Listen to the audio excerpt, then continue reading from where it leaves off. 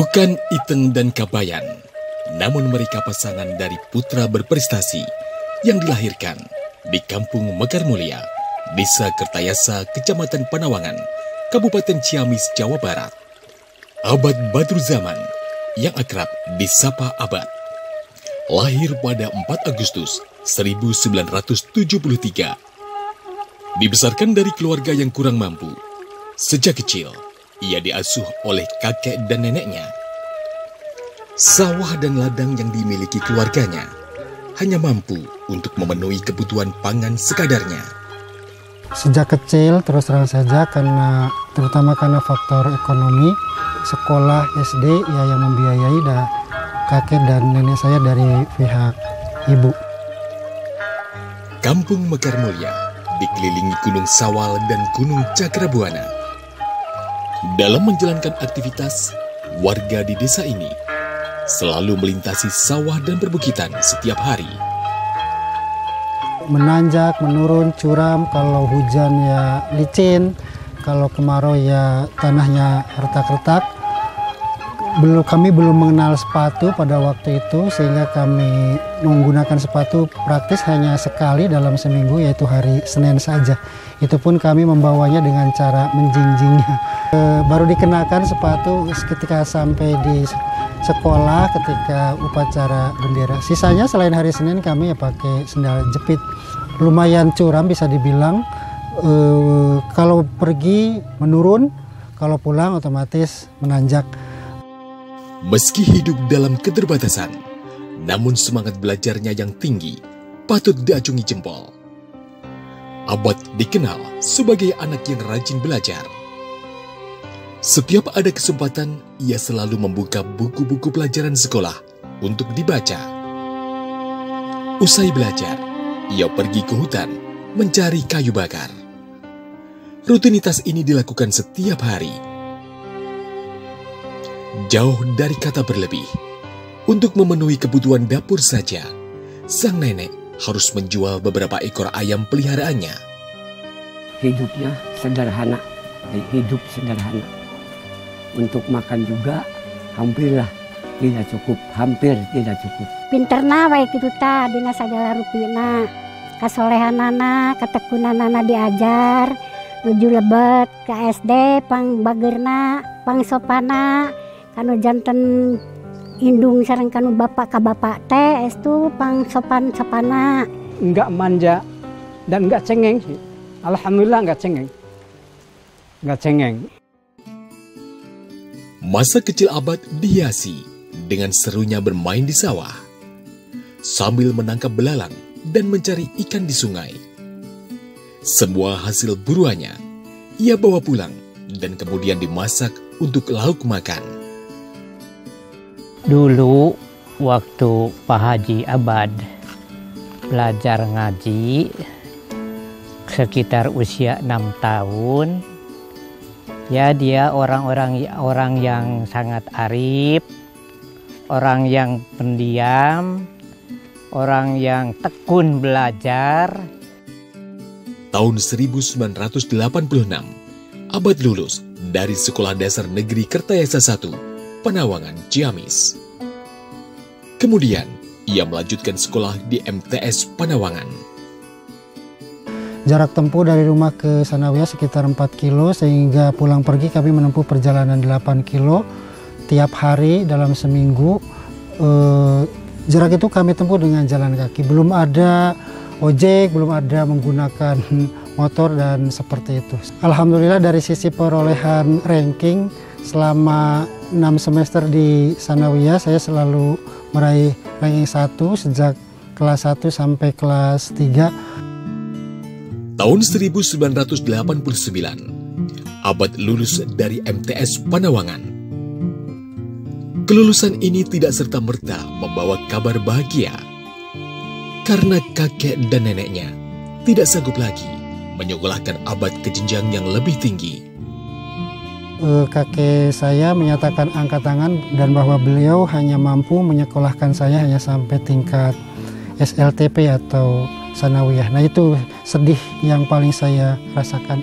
Karena terus terang saja dari sisi raihan prestasi ya bisa dibilang cukup bagus, selalu bertahan di ranking 1.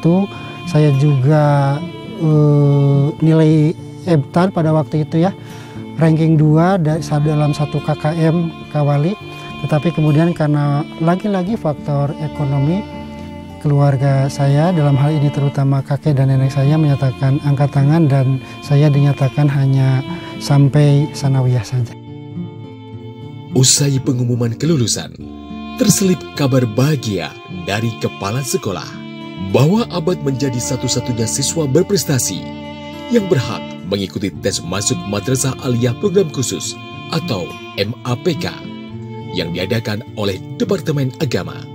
Ketika kami melihat pengumuman di MTSN Kawali Ciamis sana, lalu memberitahu emak, bapak, aki, nini, kakek, nenek, alhamdulillah kami semua sujud syukur sebagai rasa syukur kami karena katakanlah anak kesayangan mereka pada akhirnya ditolong oleh beasiswa bisa melanjutkan sekolah ke jenjang yang lebih tinggi. Lolos di urutan 20 dari 40 calon siswa MAPK Darussalam Ciamis, Abad membawa kabar bahagia ke semua keluarga dan teman-temannya. Mendapat beasiswa untuk sekolah di MAPK Darussalam Ciamis, serta bisa tinggal di Pondok Pesantren Darussalam, tentu Abad berusaha adaptasi dengan pola hidup baru. Begitu saya masuk MAPK ada semacam shock ya. Shocknya karena beberapa faktor. Yang pertama, dari 40 siswa yang cowok semua itu, saya melihat diri saya sendiri bahwa saya adalah satu-satunya yang berasal dari kampung gitu ya. Sementara mereka semua dari kota ya, dari Cirebon, dari Bandung, dari Tasikmalaya, dari kota lah. Sementara saya terus terang saya dari kampung. Itu tercermin dari bagaimana saya berpakaian, bagaimana saya bertutur kata, kelihatan sekali. Yang kedua yang bikin saya shock atau katakanlah pada awalnya sedikit minder itu juga karena asal sekolah ya. Saya di Madrasah Sanawiyah katakanlah di kampung, sementara mereka rata-rata itu di sekolah yang pondok modern. Mereka dalam berbahasa Arab dan berbahasa Inggris terlihat begitu fasih. Sementara saya hanya mengandalkan sekolah formal di Sanawiyah dan ngaji non-formal, ngaji keagamaan di kampung. Sempat di minggu-minggu pertama saya terus terang minder. Sebetulnya sekolah di MAPK itu baru boleh pulang sebulan sekali. Tapi di minggu pertama saya sudah nekat bolos. Kemudian curhat ke emak, ke aki, ke nini. Tapi alhamdulillahnya mereka memberikan semacam motivasi lah kalau dalam bahasa kita. Siapapun punya peluang yang sama untuk sukses, tidak peduli dari kampung ataupun dari kota. Siapapun punya peluang yang sama untuk maju, asal kamu mau belajar, asal kamu menyadari kekurangan apa dibanding teman-teman, asal kamu terus memacu diri. Dan alhamdulillah pada akhirnya rasa minder itu pelan-pelan terkikis dan akhirnya bisa berasimilasi, bersosialisasi dengan teman-teman yang rata-rata dari kota itu. Kami memanggilnya Kang Abad Badiuzzamani. Nah, Kang Abad ini salah satu dari sekian ratus santri yang tekun ya, yang rajin mengikuti setiap pengajian di pondok pesantren dan juga mengikuti setiap pembelajaran di Madrasah Aliyah Program Khusus Darussalam. Jadi Kang Abad ini memang sejak di pondok pesantren Darussalam, di pesantren kami sudah terlihat ya, sudah ada embrio intelektual dan juga embrio leadership ya yang bagus. Profesor Abad ini alumni yang saya ketahui beliau sangat dekat dengan ayahanda Kiai Haji Irfan Hilmi. Bahkan beliau dikader betul-betul karena proses pengkaderan di Darussalam ini salah satunya adalah menciptakan santri-santri yang mandiri, santri-santri yang berwawasan tinggi, kemudian santri-santri yang mampu menggerakkan kemampuannya dimanapun Anda berada, begitu kata Bapak. Sehingga Kang Abad ini diketahui sebagai santri atau salah seorang putra terbaik Pondok Pesantren Darussalam. Tahun 1992, Abad tamat dari Madrasah Aliyah dengan prestasi yang bagus. Namun untuk melanjutkan kuliah hanya dalam angan-angan. bahkan sempat berpikir untuk menjadi tenaga kerja Indonesia atau TKI di luar negeri. Ternyata orang tua dan keluarga tidak merestui jika menjadi TKI. Kembali kejadian sedih terulang, seperti halnya dulu ketika kelas 3 sanawiyah. Kedua orang tua saya, emak, bapak, aki, dan ini menyatakan angkat tangan, tidak bisa melanjutkan saya ke aliyah. Kini pun mereka jelas-jelas menyatakan angkat tangan untuk bisa melanjutkan saya ke jenjang perkuliahan. Dia orang yang sangat tekun, dia orang yang sangat himah, mempunyai cita-cita yang tinggi. Berkat kebaikan hati Pak Kiai Pesantren Darussalam pada waktu itu, Allah yarham, Bapak Kiai Haji Irfan Hilmi, kemudian mengizinkan saya untuk kuliah di Institut Agama Islam Darussalam Ciamis, salah satu lembaga pendidikan tinggi yang dikelola oleh Pesantren Darussalam. Kata Pak Kiai, saya boleh kuliah di Institut Agama Islam Darussalam dengan berbeasiswa. Ketika itu ada edaran dari Departemen Agama pada waktu itu, ada pengumuman tes untuk mendapatkan beasiswa di Universitas Al-Azhar Mesir. Akinya masih ada, jangan katanya, karena aki tidak bisa membiayai apalagi jauh-jauh ke negeri orang, kata kakeknya. Tapi dia dengan semangat tinggi mau terus belajar sampai ia melanjutkan. Alhamdulillah dia bisa meneruskan pergi ke Mesir. Saya bersama 16 dari MAPK Darussalam Ciamis, alhamdulillah dinyatakan lulus ke Universitas Al-Azhar Kairo, Mesir. Singkat cerita, pada bulan Oktober tahun 1992, saya bersama 16 teman dari MAPK Darussalam Ciamis atau bersama 50 lulusan MAPK se-Indonesia, kami berangkat untuk sama-sama menempuh kuliah di Universitas Al-Azhar Mesir atas beasiswa dari Kementerian Wakaf dan Urusan Islam Pemerintahan Republik Arab Mesir. Di Al-Azhar saya mengambil Fakultas Usuluddin, jurusan Ilmu Hadis. Tahun 1996, Abad lulus dari Al-Azhar Mesir dengan predikat baik.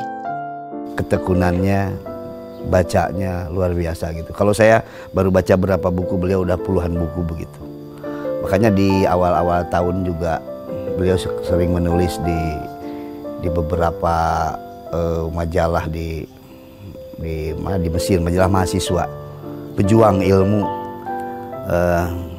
bukan hanya memperjuangkan keilmuannya, tapi juga memperjuangkan nama besar pesantrennya, memperjuangkan nama besar keluarganya, dan yang itu yang patut jadikan contoh. Tapi sebelum betul-betul pulang ke tanah air, saya sempat submit untuk lanjut S2 di Al-Azhar dan alhamdulillah keterima. Tapi sayangnya saya tergoda untuk menjadi tenaga musiman haji, sehingga saya melamar menjadi tenaga musiman haji pada awal-awal tahun 1997. Sehingga pada bulan Mei tahun 1997 yang seharusnya saya kembali ke Al-Azhar Mesir untuk melanjutkan jenjang S2, saya malah bablas pulang ke tanah air. Lalu saya mengabdikan diri di alma mater saya di Pondok Pesantren Darussalam Ciamis. Tahun 1998, Abad meneruskan kuliah jenjang S2 di Yayan, Jakarta. Sambil kuliah, Abad mendapat pekerjaan sebagai penerjemah buku berbahasa Arab oleh salah satu penerbit di Jakarta. Selain saya kuliah, saya juga pontang-panting katakanlah untuk mencari sumber pemasukan supaya bisa bertahan hidup di Ciputat yang tolak ukurnya adalah Jakarta gitu. Tahun 2000, Abad lulus Strata 2 dan langsung melamar menjadi dosen di STAIN Tulungagung yang kini berubah menjadi UIN 1 Tulungagung. Tahun 2001, Abad melepas masa lajangnya dan menikah dengan Ani Rohani. Dan kini dianugerahi 2 orang anak yang bernama Alithia Zahra Raihani dan Muhammad Hussein Fadlullah Abhari Zaman. Kemudian Abad melanjutkan studinya jenjang strata 3 di UIN Syarif Hidayatullah, Jakarta. Selama menempuh studi doktoral, Abad Badruzaman mendapatkan beasiswa sandwich dari Kementerian Agama untuk percepatan penyelesaian disertasi di Al-Azhar dan Universitas Kairo, Mesir. Dan tahun 2008, lulus dengan predikat yang memuaskan. Dr. Abad Badruzaman juga mendapatkan sejumlah program beasiswa luar negeri. Tahun 2011, postdoktoral di Kairo, Mesir. Tahun 2018, short course di Qom dan Teheran, Iran. Tahun 2019, di Beijing, Chengdu, dan Shanghai, Tiongkok. Dan tahun 2018-2019, Student Mobility, program ke Singapura, Malaysia, dan Thailand. Kini Dr. Abad Badruzaman menjabat sebagai Wakil Rektor 3 di UIN 1 Tulungagung. Terhitung sejak tanggal 1 Juli 2021, Kemendikbudristek RI menetapkan Dr. Abad Badruzaman sebagai guru besar dalam bidang ilmu tafsir. Atas diraihnya jabatan guru besar saya ingin berterima kasih kepada Bapak Rektor UIN Sayyid Ali Rahmatullah Tulungagung, para Wakil Rektor, para anggota Senat, kemudian Bapak Menteri Pendidikan dan Kebudayaan, Bapak Menteri Agama, para staf ketenagaan baik di Diktis Kemenag maupun di Dikti Kemendikbud, rekan-rekan kerja, para dosen, semuanya saja yang tidak bisa saya sebutkan satu persatu, keluarga juga yang selalu memberi peluang, memberi kesempatan kepada saya untuk mengejar dan meraih jabatan tertinggi dalam bidang akademik, yakni jabatan guru besar atau profesor dalam bidang ilmu tafsir. Saya mempunyai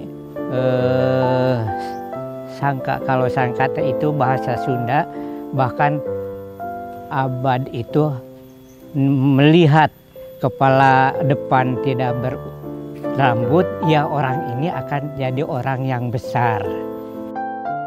Melalui perjuangan yang berat dan doa yang tak pernah putus, kini Profesor Dr. Abad Badruzaman LC.MAG menjadi profesor ke-18 di UIN Sayyid Ali Rahmatullah Tulungagung.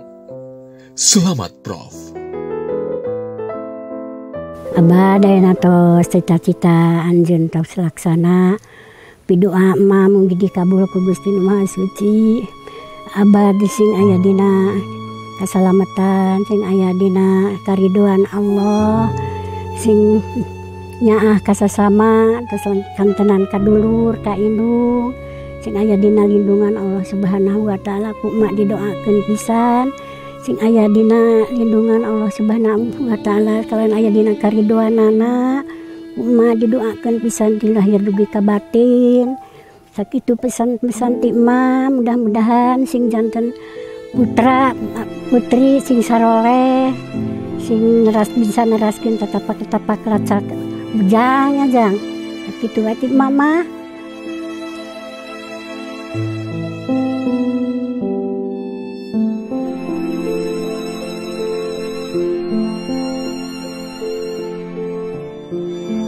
Kata-katamu menebarkan kenyamanan, tatapanmu menularkan keteduhan, dan doa-doamu melesat mengetuk pintu ijabah Allah.